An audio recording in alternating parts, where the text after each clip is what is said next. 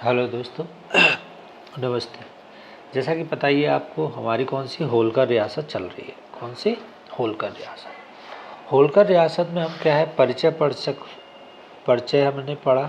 ठीक है, किस तरीके से होलकर ने अपना मालवा क्षेत्र में प्रभुत्व को स्थापित किया। ठीक है, किस तरीके से मालवा में उनकी स्थापना होती है। फिर जो मालवा क्षेत्र है उसको 3 भागों में बांट दिया जाता है, पवार, सिंधिया और तीसरा होलकर। ठीक है, जो होलकर को वो कौन सा क्षेत्र मिलता है, ये इंदौर वाला क्षेत्र किसको मिलता है, होलकर को।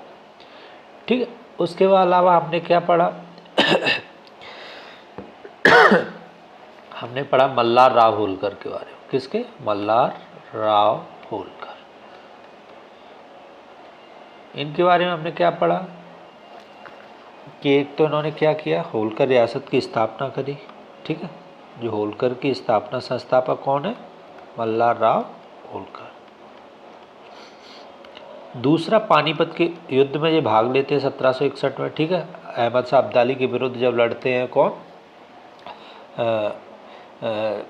मराठाओं का जब युद्ध होता है तो उसमें ये क्या करते हैं, भाग लेते हैं। लेकिन सदाशिव राव के साथ इनके क्या है, मतभेद हो जाते हैं। किसके साथ? सदाशिव राव। ठीक है, जो कि सेनानायक को रहता है। तो जब इनका मतभेद हो जाता है किसका, मल्हार राव होलकर का, तो ये क्या है, युद्ध क्षेत्र से वापस आ जाते हैं। ठीक है, मल्हार राव होलकर क्या आ जाते हैं और अपनी क्या है, मालवा में ये शक्ति को बढ़ाते हैं।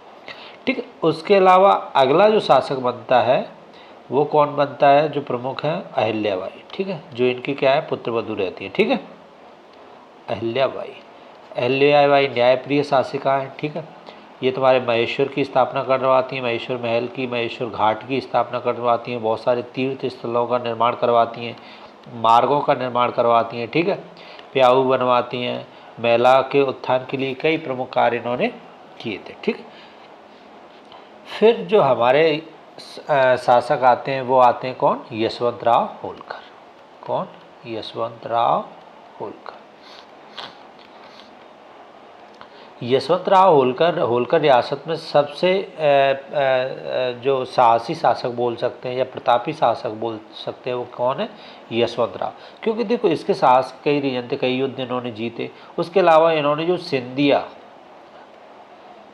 और पेशवा की जो संयुक्त सेना थी उसको क्या किया, इन्होंने पराजित किया। दूसरा, इन्होंने क्या किया, जो अंग्रेज़ थे उनसे कई युद्ध लड़े और अंग्रेज़ों को परास्त किया। लेकिन क्या है, जब सिंधिया और पेशवा दोनों मिलकर साथ में क्या कर लेते हैं, अंग्रेज़ों के साथ संधि कर लेते हैं। ठीक है, और जिससे क्या होता है, जो तुम्हारे यशवंत राव होलकर हैं वो परास्त हो जाते हैं। तो अब मराठा में चूँकि विघटन हो रहा है, मराठा शक्ति क्या हो रही है, टूट रही है, तो इसका फायदा कौन उठाएगा, अंग्रेज उठाएंगे। ये कहा जाता है कि अगर मराठा अपने आप में विघटित ना होते और एक संगठन, एक शक्ति की तरह काम करते तो शायद ही है कि भारतीय इतिहास में आप अंग्रेजों को पढ़ते।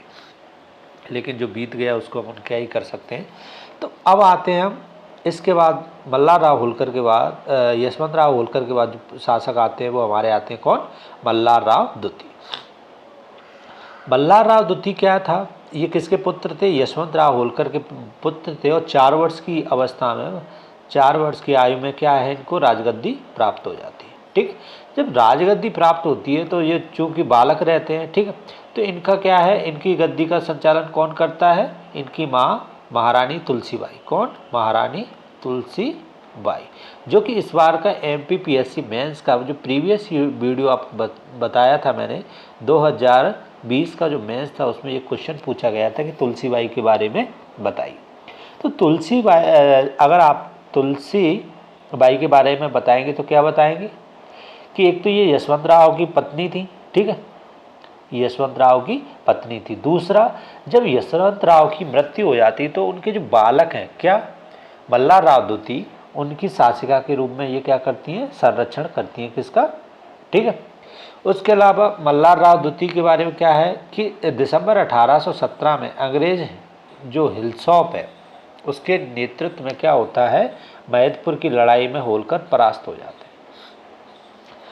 जो उस समय चूँकि मल्हार राव द्वितीय की क्या है, उम्र बहुत कम होती है, 11 साल मात्र उम्र रहती है। ठीक है, अब उसका इनकी सेना हारने का एक प्रमुख कारण ये था कि जो इनके सेनापति थे, कौन, नवाब अब्दुल गफ्तुर खां, वो क्या करते थे, सेना को छोड़कर, युद्ध के मैदान को छोड़कर चले जाते, जिससे पूरी होलकर सेना क्या है, पूरी होलकर सेना हार जाती है। ठीक।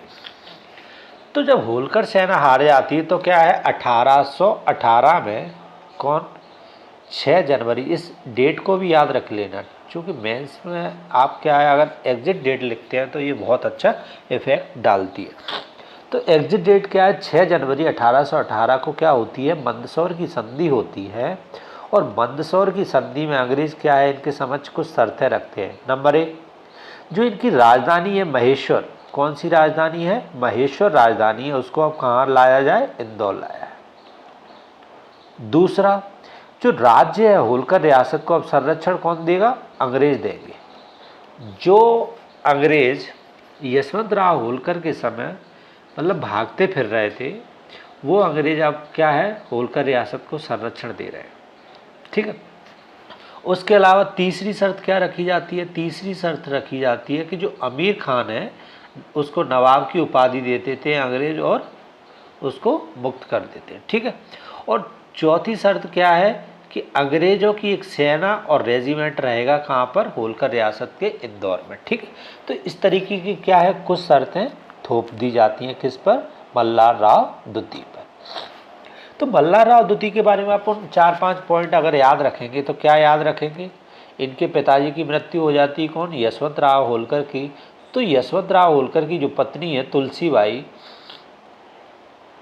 तुलसीबाई क्या करती हैं, इनका संरक्षण करती है। ठीक है। दूसरा क्या है, जब हिस्लॉप के नेतृत्व में, अंग्रेजों की साइड से कौन है, हिस्लॉप के नेतृत्व में महदपुर, कहाँ पे, महदपुर में युद्ध होता है, जिसमें क्या है, मल्हार राव होलकर द्वितीय हार जाते हैं। ठीक है। हारने का कारण ये था कि इनके जो नवाब थे या जिनके सेना नायक थे वो क्या है, इनको धोखा दे देते हैं। फिर होती है क्या, मंदसौर की संधि। मंदसौर की संधि में अंग्रेज क्या करते हैं, शर्त रखते हैं, एक तो आप अपनी राजधानी ट्रांसफ़र करो, हमारी सेना यहाँ पर रहेगी। ठीक है। तीसरा क्या है कि कंपनी आपको संरक्षण दे।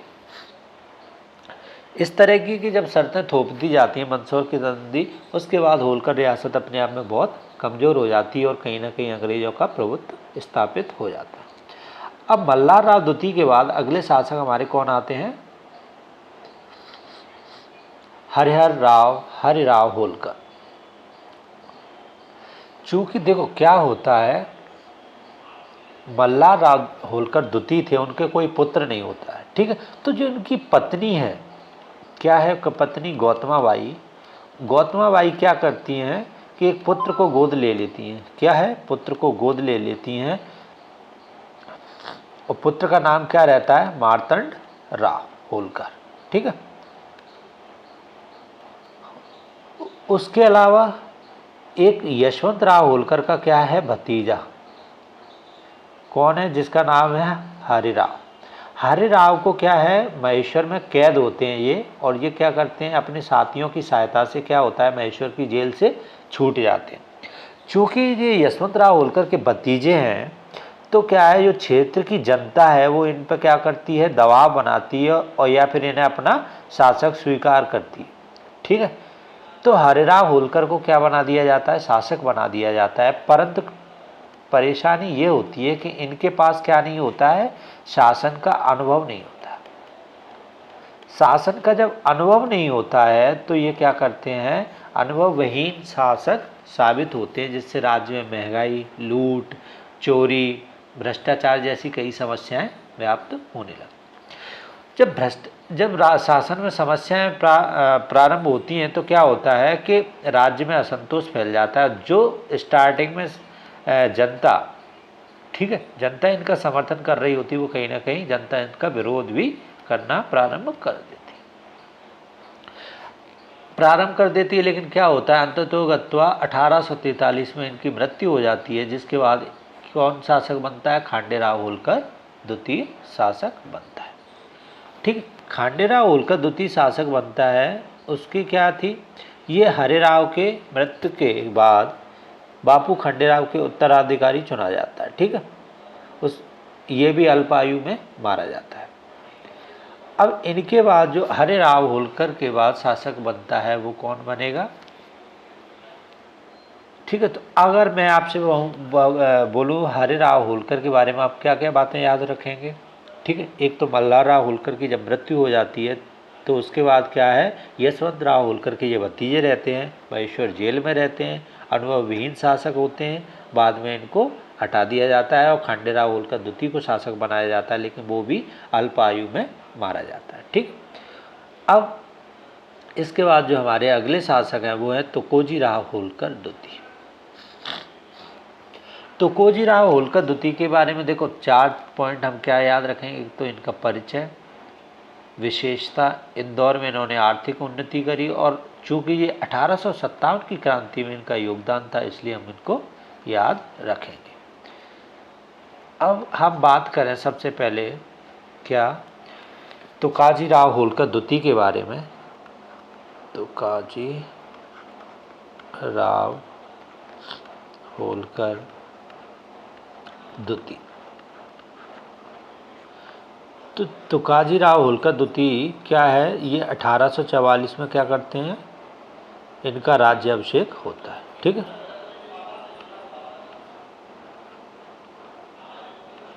कब? 1844 में इनका क्या होता है, राज्याभिषेक होता है। और चूंकि ये भी बाल अवस्था में शासक बनते हैं, ठीक है, तो इनका भी संरक्षण कौन करती है, इनकी माँ करती है। ठीक है, तो माँ कैसे शासन संभालती है? माँ एक कुछ लोगों को मिलाकर क्या बनाती हैं, ग्रुप ऑफ पीपलों को मिलाकर एक काउंसिल बनाती हैं जो कि क्या करता है, शासन संभालता है। परंतु बाद में ये क्या है, ये एक बहुत योग्य प्रशासक साबित होते हैं। ठीक है, उसके अलावा इनके समय की जो विशेषताएं थीं वो क्या थीं, उसी टाइम पे 1875 में तत्कालीन जो वॉयसराय था क्या, लॉर्ड नाउथब्रुक, वो कहाँ पे आया था, इंदौर में आया था, जिसका इन्होंने क्या किया था, स्वागत किया था। इन्हीं के टाइम पे 1876 में कौन प्रिंस बनते हैं ब्रिटेन में, कौन, George prince of Wales, England के जो प्रिंस होते हैं, प्रिंस ऑफ वेल्स, वो कहाँ यहाँ पे पधारते हैं, तो राजा क्या करते हैं, इनका स्वागत करते हैं। क्योंकि इनके काल को इंदौर की उन्नति का काल कहा जाता है। देखो उन्नति का काल क्यों कहा जाता है इंदौर की, क्योंकि इनके समय पे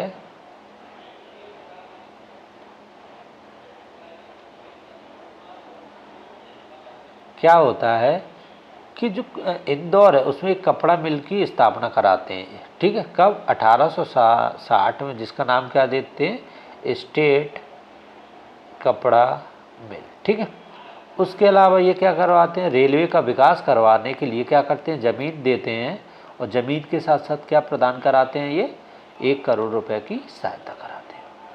ठीक, उसी के अलावा राज्य में ये क्या कराते हैं, लोहे के कई कारखाने और मिलों का निर्माण करवाते हैं। ठीक है, तो इस तरीके से क्या है, ये राज्य में क्या कर रहे हैं, औद्योगिक विकास को क्या कर रहे हैं, बढ़ावा दे रहे हैं। ठीक है, औद्योगिक विकास को बढ़ावा दे रहे हैं। अब इसके बाद इनको तुकोजी राव होलकर को याद रखने का एक रीज़न ये है कि उसी समय क्या होती है, भारत में 1857 की क्या होती है, क्रांति होती है।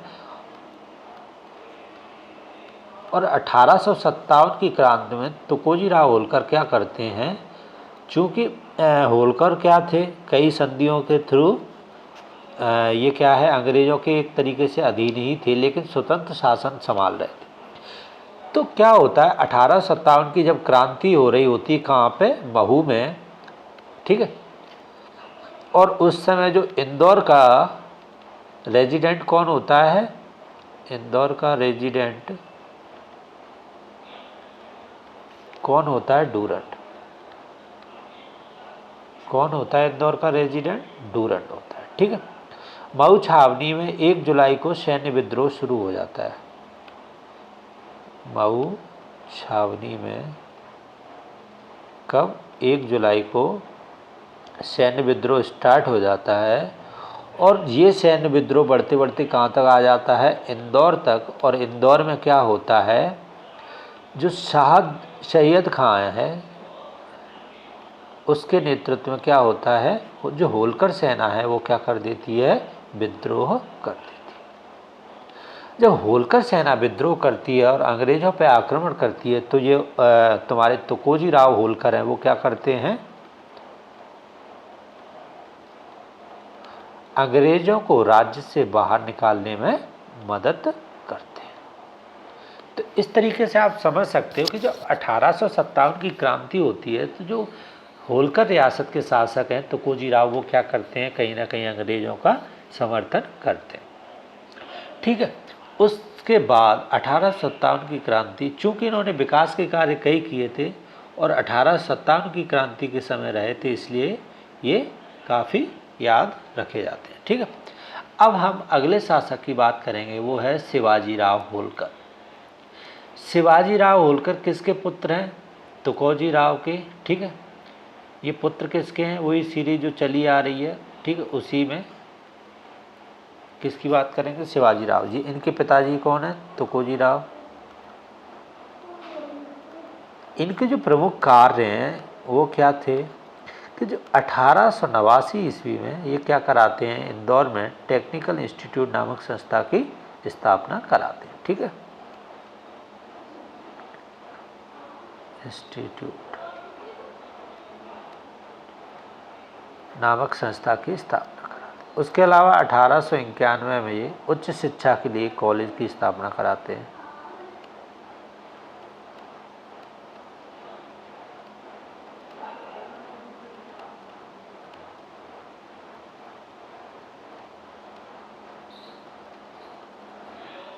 उसके अलावा इंदौर में जो शिव विलास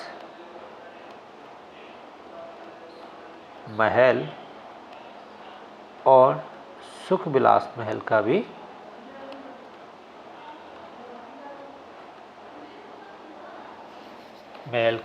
निर्माण कराते हैं।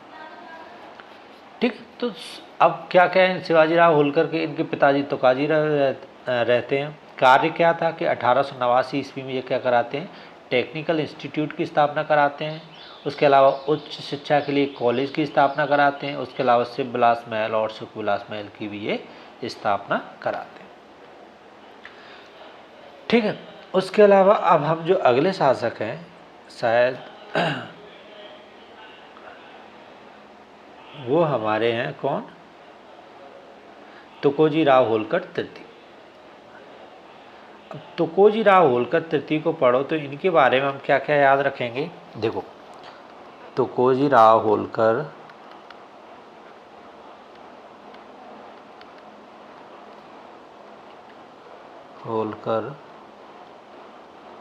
तृतीय, ये क्या कर रहे हैं, जब इनको भी क्या है, इन महाराज मतलब तुकोजी राव होलकर को भी क्या है बाल्यावस्था या नाबालिग अवस्था में क्या मिलता है, राज्य की बागडोर इनको सौंप दी जाती है। ठीक है, राज्य की बागडोर सौंप दी जाती है। ठीक है। तो अब चूंकि नाबालिग हैं तो इनके लिए जो शासन कौन कर रहा है, एक रेजेंसी बनाई जाती, कौन, काउंसिल बनाई जाती है। ठीक है, वो मिलके क्या कर रही है, देख रेख कर रही है राज्य की। ठीक है। ये कहा जाता है कि जो काउंसिल में जो लोग थे या इस समय पे जो काउंसिल थी वो इतनी एक्टिव थी कि इस समय पे इंदौर में क्या है, यह होलकर रियासत में काफ़ी उन्नति हुई और विकास के कार्य हुए। अब इनके समय तुकोजी राव होलकर के समय क्या होता है कि भारत में जॉर्ज पंचम का जो जॉर्ज पंचम है, इंग्लैंड के शासक जॉर्ज पंचम, इन्हें क्या है, राजगद्दी मिलती है। ठीक है, राजगद्दी मिलती है तो क्या है, भारत में क्या बनता है, इसका राज्याभिषेक का उत्सव बनता है। ठीक है। तो चूँकि इंदौर भी एक तरीके से अंग्रेज़ों के अधीन ही किसी न किसी तरीके से कार्य कर रहा था, तो इंदौर क्षेत्र में ये लोग भी क्या कर सकते हैं, भारत में उत्सव मनाते हैं। उसके अलावा 1911 में आपको भी पता है दिल्ली दरबार का आयोजन होता है। ठीक है, दिल्ली दरबार का जब आयोजन होता है तो उसमें कौन जाता है, तुकोजीराव होलकर तृतीय जाते हैं और इनका क्या होता है, स्वागत होता है। अब तुकोजीराव होलकर के जो प्रमुख कार्य हैं वो क्या क्या कार्य इन्होंने कराया, देखो सबसे पहले तो इन्होंने न्यायिक क्षेत्र में बहुत सारे कार्य कराए। क्या, जो विधवा विवाह था, विधवा विवाह और सिविल मैरिज एक्ट को इन्होंने क्या किया, पास किया।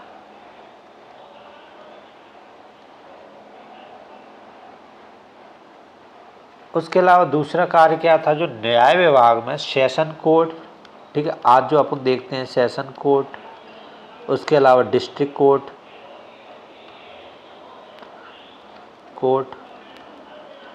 उसके अलावा कोर्ट ऑफ मुंसिफ या मुंसिफ कोर्ट आदि विभागों में विभक्त किया।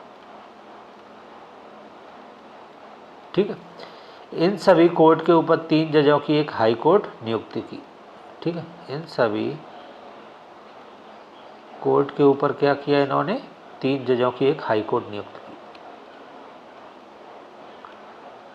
हाई कोर्ट, ये हो गया न्यायिक क्षेत्र में का। जो आर्थिक क्षेत्र में कार्य थे, आर्थिक क्षेत्र में जो जमीन में लगान सिस्टम था उसमें इन्होंने क्या किया, रैयतवाड़ी व्यवस्था स्टार्ट की। रैयतवाड़ी व्यवस्था में क्या था, जो जमींदार थे या जो बिचौलिए थे उनको समाप्त करके सीधा जो कर था वो किससे लिया जाता था, रैयत, मतलब सीधा किसान से कर्ज लिया जाता था। अब इसके बाद हमारे जो इनके कल्याणकारी कार्य क्या थे, कल्याणकारी कार्य इन्होंने ये कराए थे, कल्याणकारी कार्य जैसे इंदौर नगर में उच्च स्तर का कॉलेज का निर्माण कराया। ठीक है, उच्च स्तर का कॉलेज निर्माण कराया। ठीक है, दूसरा इनके समय पे क्या होता है, यूरोप में महायुद्ध छिड़ जाता है। तो महायुद्ध जब छिड़ा था तो क्या है, खाद्य जो सामग्री है वो महंगी हो जाती, तो ये क्या है, शहर से खाद्य सामग्री के निर्यात पर क्या कर देते हैं, प्रतिबंध लगा देते हैं, जिससे कि कीमतें ना बढ़ सकें। ठीक है, तीसरा ये क्या है, इंदौर में एक हॉस्पिटल का निर्माण कराते हैं, का निर्माण कराते हैं। ठीक, तो इस तरीके से आप जो देख रहे हो क्या है, इन्होंने न्यायिक क्षेत्र में कई कार्य कराए, आर्थिक क्षेत्र में कई कार्य कराए और कल्याणकारी क्षेत्र में इंदौर या होलकर रियासत के विकास में कई प्रमुख कार्य किए। अब जो अगले शासक हमारे आते हैं वो आते हैं यशवंतराव होलकर द्वितीय। यशवंतराव होलकर द्वितीय ये क्या है, इनके समय तक भारत में क्या है, आज़ादी के कई मूवमेंट चल रहे होते हैं देश में। ठीक है, उसके अलावा भारत 1947 में आज़ाद हो जाता है। ठीक है, और रियासतों का विलय भी हो रहा होता है।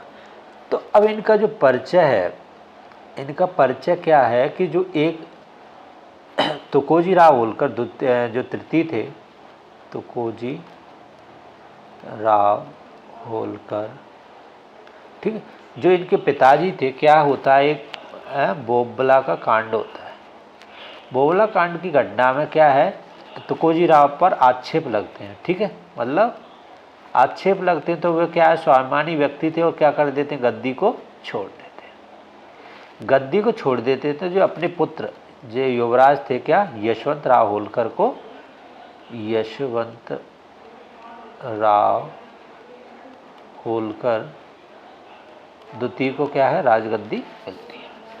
चूँकि पिता गद्दी क्या है, एक मतलब बोबला कांड की वजह से छोड़ते हैं, तो इन्हें भी गद्दी लेने में क्या है, असहज महसूस करते हैं या फिर एक भारी मन से ये गद्दी को संभालते हैं।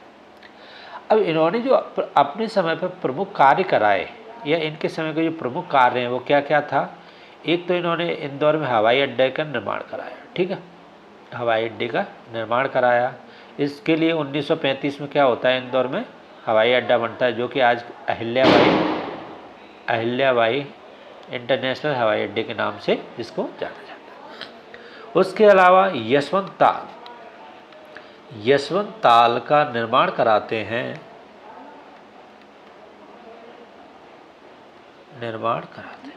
ये इत्तेफाक है या कोई घटना समझ लो, या फिर मैं तो ये कहूँगा पॉलिटिशियन की मूर्खता ही है। ये यशवंत ताल का निर्माण किसने कराया? यशवंत होलकर द्वितीय ने कराया। मैं अभी जस्ट न्यूज़ पढ़ के ही आ रहा था, किस पे, ट्विटर पे।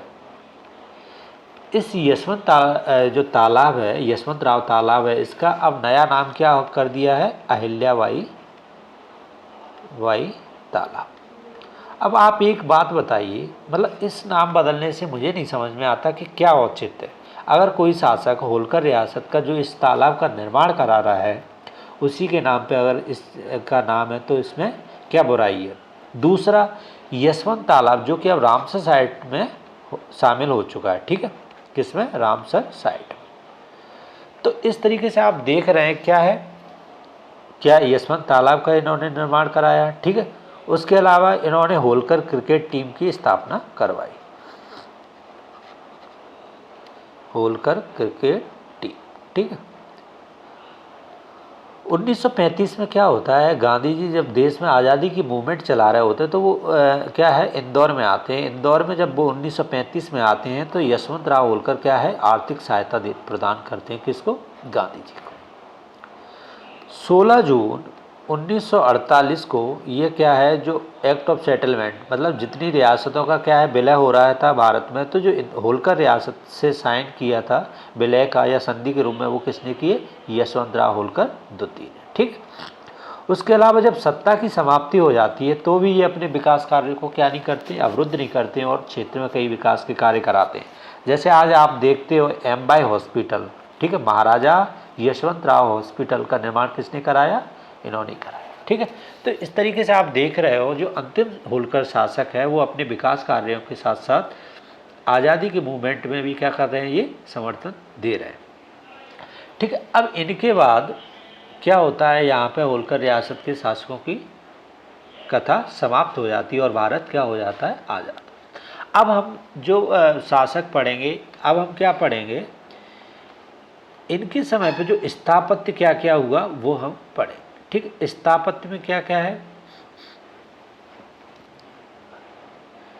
अब इंदौर रियासत में जो स्थापत्य है, आज इंदौर में हम देखते हैं राजवाड़ा है, ठीक है, क्या? राजवाड़ा की स्थापना कब? 1774 में कौन कराते हैं? मल्हार राव प्रथम ने इसकी क्या रखी? नींव रखी। किसने? मल्हार राव प्रथम ने, ठीक। उसके अलावा जो इसकी वास्तु शैली है, जो इसकी बनावट है, वो कैसी है? फ्रेंच, मराठा और मुगल कला का इसमें क्या है? मिश्रण। उसके अलावा ये विशेषता क्या है? शहर के बीचों बीच 7 मंजिला इमारत है, महान तोरण और प्रवेश द्वार हैं, लकड़ी और लोहे से निर्मित राजसी संरचना है। पूरा महल कैसा है? लकड़ी और पत्थरों से बना हुआ है। आज तुम इसके अंत में जो करंट की तरफ जोड़ सकते हो या फिर लिखो या ना लिखो, वो आपका मैटर है। इसमें क्या है, आज हम देखते हैं दैनिक भास्कर की प्रत्येक दिन की न्यूज़ में ये चीज़ आती है, क्या कि 7 साल से इसमें काम चल रहा है और ये बिल्कुल अभी बंद पड़ा है, ठीक है। उसके अलावा हमारा जो अगला स्थापत्य है मुगल का, वो होलकर रियासत का, वो क्या है? महात्मा गांधी हॉल। महात्मा गांधी हॉल ये कहाँ पे मिलेगा आपको? ये 1904 में इसका निर्माण कौन कराते हैं? वास्तुकार स्टीवेंसन इसका निर्माण करवाते हैं, ठीक है। इसकी विशेषता क्या है? भवन के ऊपर राजपूताना शैली का जो गुंबद और मीनार हैं, ठीक है। उसके अलावा इसको 1948 में इसका नया नाम क्या रख दिया गया? महात्मा गांधी हॉल इसका नाम कर दिया गया। चूँकि इसके ऊपर टावर है और क्लॉक भी लगी थी, तो कभी कभी इसको टावर क्लॉक या फिर घंटाघर भी कहा जाता है, ठीक है। तो ये महात्मा गांधी हॉल हो। उसके बाद लाल बाग महल, ठीक है। लाल बाग महल कहाँ स्थित है? ये खान नदी के तट पर 3 मंजिला इमारत है, जो कि एक तो आप अवस्थिति लिख सकते हो, जो कि तीनों इंदौर में ही है, ठीक है। उसके अलावा निर्माण किसने कराया? महाराजा शिवाजी राव होलकर ने करवाया इसका निर्माण, ठीक है। इंग्लैंड के बकिंगम पैलेस के समान इसकी क्या है? समरूप रखता है ये। महल के अंदर गुलाबों का बगीचा स्थित है। इसमें भारत और इटली के चित्र व मूर्तियों से इसको क्या किया गया है? सजाया गया है। शहर में जो एक सिक्का संग्रहालय भी इसी के अंदर स्थित है। वर्तमान में ये किसके रूप में काम कर रहा है? एक संग्रहालय के रूप में काम कर रहा है। तो इस तरीके से आप देख सकते हो इंदौर रियासत में जो स्थापत्य है वो आपने पढ़ लिया। लेकिन होलकर रियासत में स्थापत्य में आप बिल्कुल महेश्वर को कैसे भूल सकते हो, ठीक है। जो महेश्वर के घाट हैं, ठीक है, महेश्वर का जो किला है वो किसने निर्माण कराया, अहिल्याबाई होलकर ने। तो इस चीज़ को आप स्थापत्य में मेंशन कर सकते हैं, ठीक है। अब हम इसके बाद क्या पढ़ेंगे, अब होलकर रियासत में जो प्रमुख युद्ध हुए हैं या जो संधियां हुई हैं हम उनके बारे में बात कर लेते हैं एक जगह। वैसे तो मैं शासक जो भी पढ़ के आए हैं अपन, कौन कौन से शासक पढ़ के आए उनके साथ इस चीज़ को अपन साथ ही साथ पढ़ते आए। अब जैसे हम बात करें कौन सा, सबसे पहले अमझेरा का युद्ध। अमझेरा का युद्ध, अमझेरा का युद्ध स्थान क्या है, कहाँ पे ये हुआ, धार के समीप, ठीक है, कहाँ पे, धार के समीप, अमझेरा और तिरला के मध्य, अमझेरा और तिरला के मध्य। कब होता है, 1728 में होता है, ठीक है। किस किस के मध्य, मध्य किस किस के होता है, मुगल सूबेदार, कौन, मुगल सूबेदार गिरधर बहादुर, कौन, गिरधर बहादुर और बाजीराव के मध्य। देखो बाजीराव के मध्य जो मालवा के युद्ध थे उनमें 3 लोग साथ में थे, होलकर, मल्हारराव होलकर, सिंधिया और पवार, ठीक है। तो अमझेरा का जो युद्ध होता है वो आप उसमें क्या रखोगे, मुगल जो सरदार है, सूबेदार है गिरधर बहादुर और बाजीराव के मध्य, और बाजीराव के साथ कौन कौन थे, होलकर, सिंधिया और पवार, ठीक है। इस युद्ध का कारण क्या था, 2 कारण थे। देखो एक तो क्या था, जो मालवा का सूबेदार थे उसकी शोषणकारी नीतियां थीं, क्या थी, शोषणकारी नीतियां थीं। और दूसरा कारण ये था कि मराठा उस टाइम क्या थे, अपनी कीर्ति पताका लहरा रहे थे, तो वो क्या, उनकी विस्तारवादी नीति। और दोनों का परिणाम क्या होता है, अमझेरा का युद्ध होता है, ठीक है। अब इसके परिणाम क्या निकलते हैं, परिणाम, सबसे पहला परिणाम ये निकलता है कि युद्ध में कौन, मराठा विजयी होते हैं, ठीक है। उसके अलावा मालवा क्षेत्र में पेशवा बाजीराव प्रथम द्वारा होलकर, सिंधिया और पवारों के मध्य 3 भागों में बांट दिया जाता है। तो आपको अमझेरा का युद्ध अगर आपसे पूछा जाता है तो आप क्या है, अवस्थिति मतलब स्थान, समय, किस किस के मध्य हुआ, क्या कारण थे और क्या परिणाम निकला। अगर आपसे ये वैसे 3 नंबर में पूछा जाएगा, अगर आपसे ये क्वेश्चन 5 नंबर में आता है और आप सिर्फ इतने पॉइंट लिख आते हो, मैं कहता हूँ गारंटी के साथ आपको 4+ नंबर हो ही नहीं गए, ठीक है। ऐसा कोई भी पॉइंट नहीं है जो मैंने इसमें छोड़ा हो। इसके अलावा अगली बात जो हम करें वो है भोपाल का युद्ध। भोपाल का युद्ध, भोपाल का युद्ध में क्या होता है, 1737 में। कब होता है, 1737 में, ठीक है। किस किस के मध्य होता है, देखो भोपाल रियासत अपने आप में एक पूरी रियासत है और काफ़ी पुरानी रियासत थी, लेकिन भोपाल रियासत के किसके साथ मजबूत संबंध थे, निजामों के साथ। तो ये क्या है, ये होती है निजाम और मराठाओं के साथ। कब, ये डेट इस पर गलत लिख गई है, कब, 1737। कारण क्या था, कारण ये था कि उत्तर भारत में निजाम की चढ़ाई मुगल सत्ता द्वारा क्या है, निजाम को सहायता, ठीक है।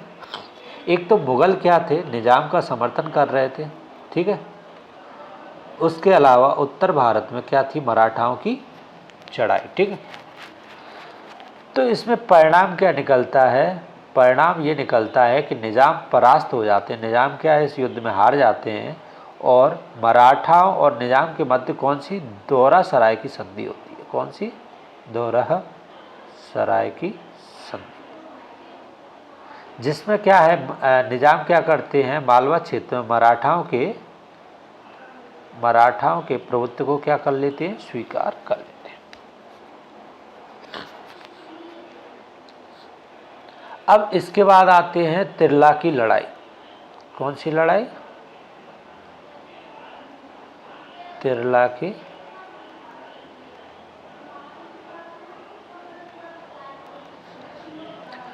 तिरला की लड़ाई किस किस के मध्य होती है?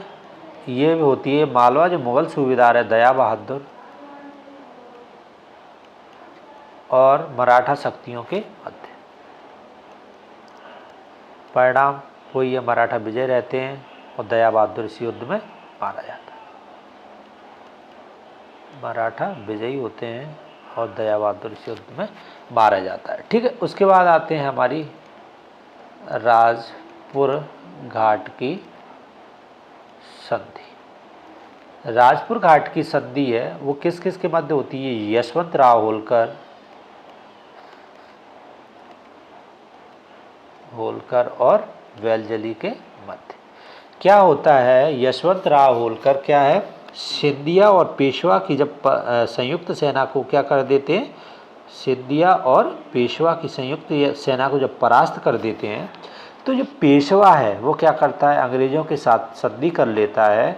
अंग्रेज़ों के साथ संधि करके वो क्या करता है, यशवंतराव होलकर पर आक्रमण करता है, जिसमें प्रथम युद्ध में यशवंतराव होलकर क्या कर देता है, अंग्रेज़ों को परास्त कर देता है। लेकिन अपनों ने इतना इसको धोखा दिया कि यह पेशवा इस पर दोबारा आक्रमण कराता है अंग्रेज़ों की सहायता से, जिसमें ये क्या है, यशवंतराव होलकर हार जाता है। ठीक है, यशवंतराव होलकर हार जाता है तो अंग्रेज़ क्या करते हैं, राजपुर घाट की संधि करते हैं 1805 में। ठीक है, जिस संधि में शर्त क्या थी, इस संधि में शर्त ये थी कि जो चंबल क्षेत्र है, कौन सा, चंबल का जो उत्तरी भाग है, कौन सा, उत्तरी भाग,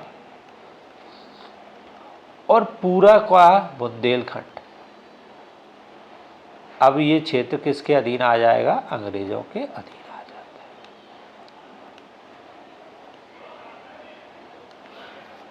तो आप राजपुर घाट की संधि आपके दिमाग में हो गई। और अंतिम संधि जो कि आपको पता ही है, मंदसौर की संधि होती है। ठीक है, किस किस के मध्य, मल्हार राव द्वितीय,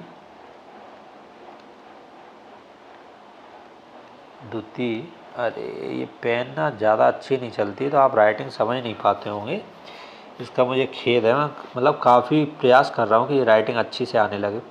तो देखो, जो मंदसौर की संधि है, कौन सी, मंदसौर की संधि, पहले तो इसका समय याद रखो, कब, 1818 में, 1811 में होती है, डेट गलत है, एक बार इस डेट को क्रॉस चेक कर लेना आप सब लोग। मेरे हिसाब से 1811 में होती है ये संधि, एक मिनट में दोबारा क्रॉस करके बताता हूँ।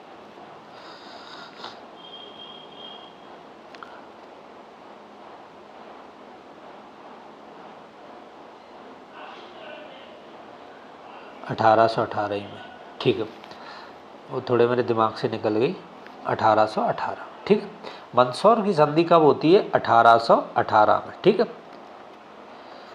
किस किस के, मल्हार राव द्वितीय और ब्रिटिश के मध्य होती है, किस किस के, मल्हार राव द्वितीय और ब्रिटिश के मध्य। जिसमें क्या है, मंदसौर की संधि में क्या है, कौन कौन सी शर्तें रखी जाती हैं, 2/3 भाग है वो क्या है, अंग्रेज़ों को प्राप्त हो जाएगा। उसके अलावा जो होलकर राज्य वो किसके संरक्षण में चला जाएगा, ब्रिटिश हुकूमत के संरक्षण।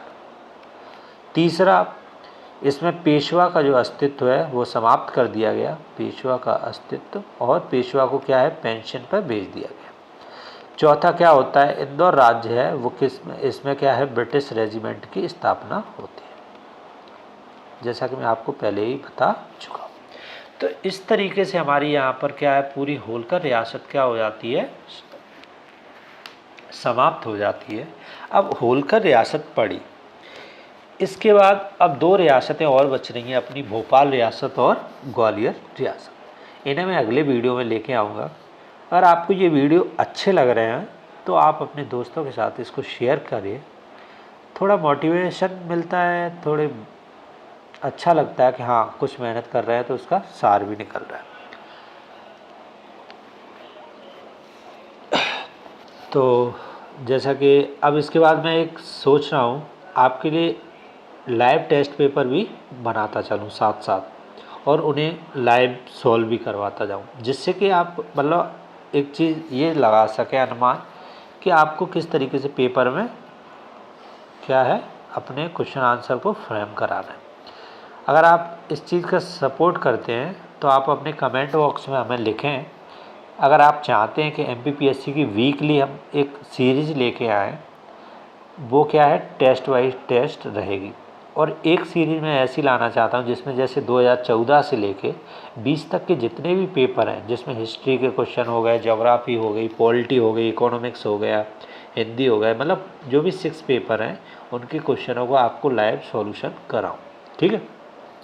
अगर आप इस चीज़ का सपोर्ट करते हैं तो आप ज़रूर थोड़ा मेरा समर्थन करें, और आप कमेंट में अगर 1-2 लोग भी मुझे मिलते हैं तो मैं ज़रूर इसको फॉलो करूँगा।